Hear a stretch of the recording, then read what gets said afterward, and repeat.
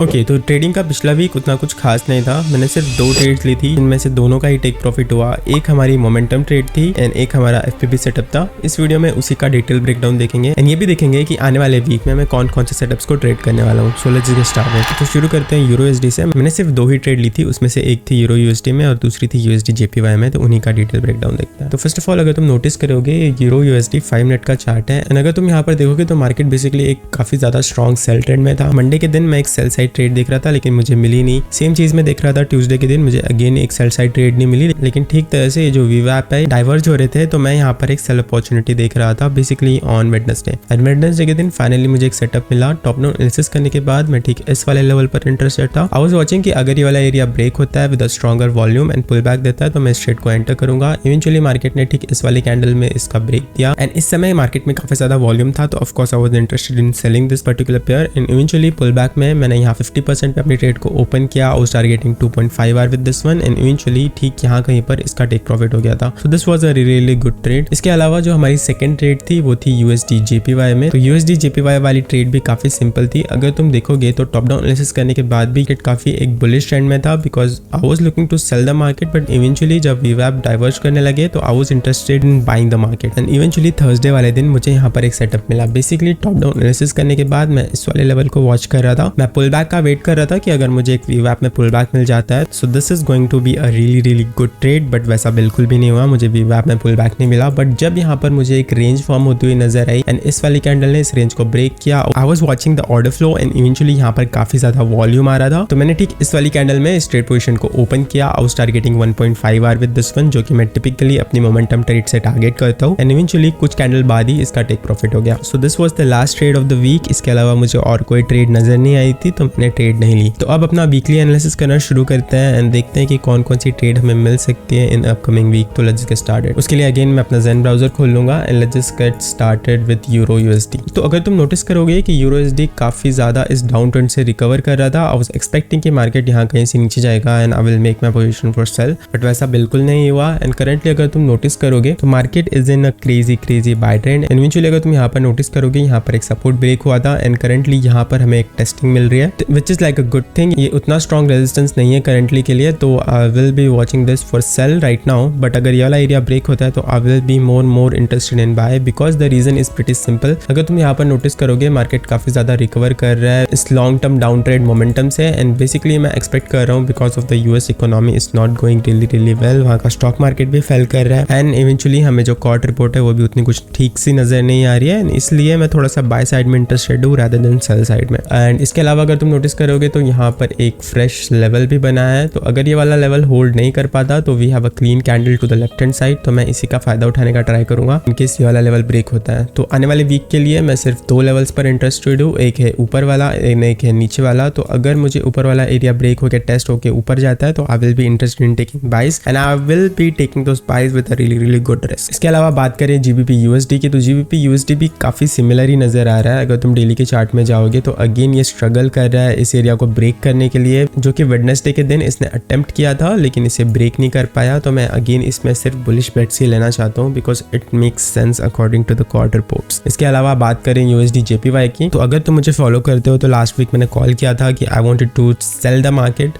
But market sell की तरफ नहीं गया। इवेंचुअली एक बॉटम किया है and currently it is going in the upward direction but यहाँ पर एक काफी ज्यादा सेलिंग कैंडल बनी है बट मैं करंटली इंटरेस्टेड तो नहीं हूँ बिकॉज हमारा जो सपोर्ट है उसके नीचे क्लोज नहीं हुई है। अगर तुम 4 घंटे के चार्ट में जाओगे तो अगर मुझे ये वाली वेव बेसिकली इस एरिया के नीचे क्लोज होती है एंड टेस्ट करती है अपर एरिया एंड उसके बाद नीचे जाता है तो I will be interested in selling this current wave right here. And lastly बात करें गोल्ड की तो गोल्ड ने अगेन एक और ऑल टाइम हाई लगा दिया है। मैं बेसिकली इस रैली का फायदा तो नहीं उठा पाया लेकिन बीच में मैंने 1-2 हिच हाइकर मोमेंटम सेटअप्स लिए थे but again those were really small profits तो मैं उन्हें काउंट भी नहीं करना चाहता। तो करंटली अगर तुम देखोगे तो मैं सिर्फ इस वाले एरिया में इंटरेस्टेड हूँ एंड इसके बाद जो नेक्स्ट थिंग है मैं इस वाले एरिया में इंटरेस्टेड हूँ बिकॉज यहीं से market I think can return to somewhere like here और मे बी हियर। तो इसको ट्रेड करने का प्रोसेस भी काफी सिंपल है। मैं बेसिकली इसका ब्रेक एंड टेस्ट देखूंगा इस वाले लेवल का या फिर इस वाले लेवल का but currently I don't want a long. अगर मुझे मोमेंटम सेटअप मिलता है 1.5 आवर प्रॉफिट टारगेट के लिए तो ही मैं मोमेंटम सेटअप लेके यहाँ पर बाय करूंगा बट ओवरऑल मैं अभी इस स्टेट में गोल्ड को बाय बिल्कुल नहीं करना चाहता ऑन एफपीबी और like a mid term long term setup. इसके अलावा बात करते हैं बिटकॉइन की तो जैसे कि तुम्हें पता है बिटकॉइन में मैं थोड़ा बेरिश था।